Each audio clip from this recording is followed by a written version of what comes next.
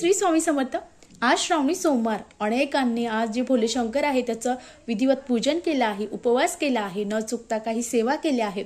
मग आज संध्याकाळी आपल्याला उपवास सोडायचा आहे। मग उपवास सोडताना काही विशेष काळजी आपल्याला घ्यायची आहे। ती कोणती? तर आज संध्याकाळी उपवास सोडताना आपल्या जे घरचं जेवण बनवलेलं आहे तेच जेवण आपल्याला खायचं आहे।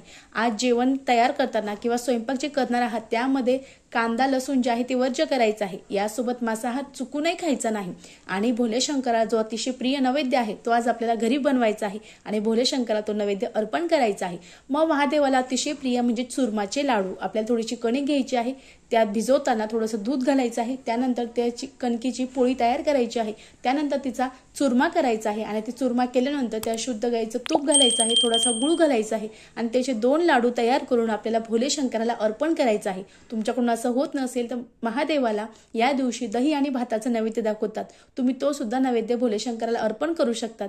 असं केल्याने आपण जो उपवास केला आहे त्याचं फळ आपल्याला मिळत असतं। अगदी साध्या आणि सोप्या पद्धतीने आपल्याला भोले शंकराची नैवेद्य आरती करायची आहे आणि त्यांना नैवेद्य जो आहे, भोग जो आहे तो अर्पण करायचा आहे। श्री स्वामी समर्थ। धन्यवाद।